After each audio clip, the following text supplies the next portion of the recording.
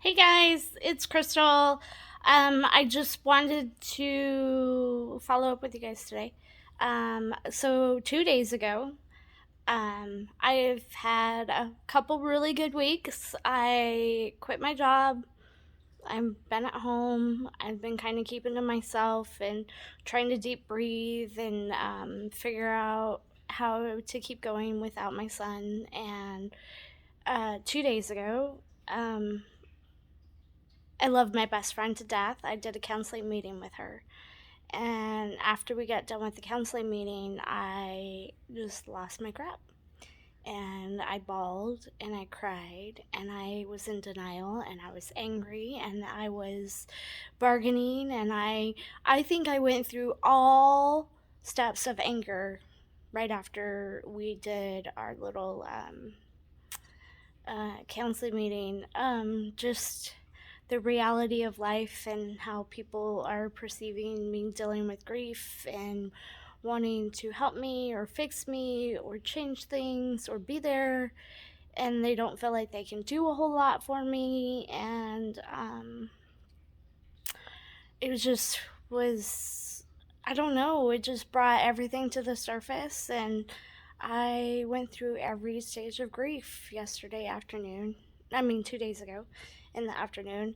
I pulled weeds for like 2 hours out in the hot sun, and whoever says gardening is therapeutic is full of crap because I just cried and screamed and like pounded at the weeds and like I don't know, but I still was pulling weeds, so maybe it was therapeutic. I don't know, but I really don't like gardening. I kill everything that I try to grow.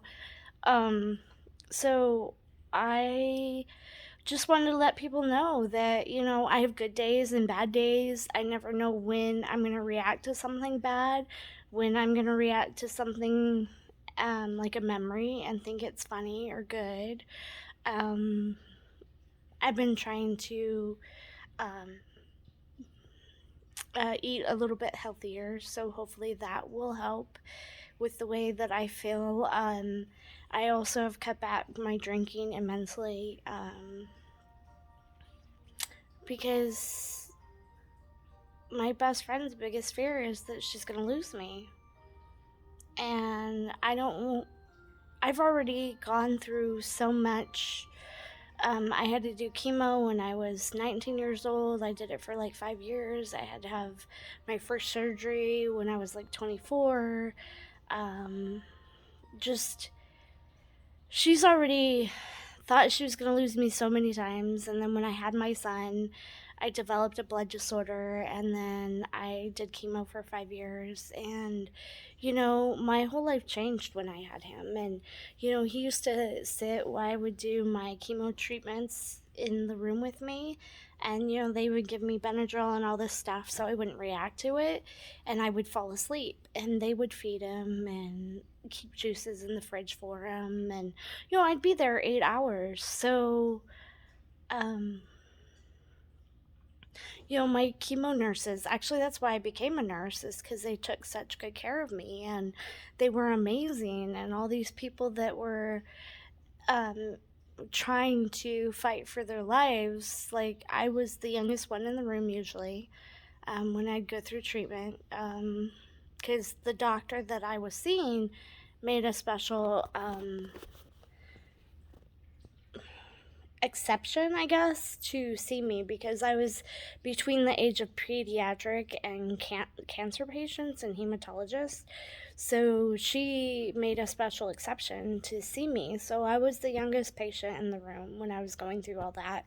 And if I can get a babysitter, they'd rather me come to treatment than miss. So I would do the chemo with him with me most of the time whenever I had to get blood draws, because for a while I was getting blood draws every day to every other day because I stopped responding, or depending on how my blood counts were, depend on how often I had to get my blood counts. So, my best friend has been through all of this with me, and she's already had a bunch of scares when it comes to me. And then she helped me go to school, and she watched my son, and she was there for me and him. And then when he passed away, I called her even before I called my husband. Like, she has been in my son's life his whole life, and she's been in my life since high school. And she instantly got on a plane. Like, she was like, I'm throwing my bag together right now, I'll be on a plane. So I didn't realize how bad my grieving was affecting her. And I think the reality, I mean, we've talked about it, but I don't think it fully like set in until we had a third party person talking to us. And it really kicked in the other day, and I was a wreck. And um my husband came home, and I was snappy and I was mean. And I'm not usually that type of person. I'm usually, I don't know.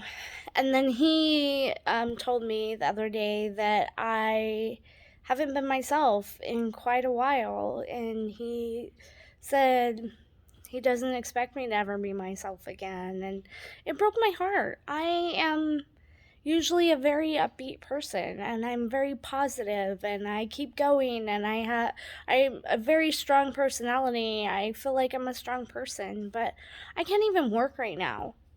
And I've never not worked in my life except after my son passed away. So these are all new avenues that I've had to take with all the grieving that I'm doing, and then finding out from my best friend that she felt that she was going to lose me.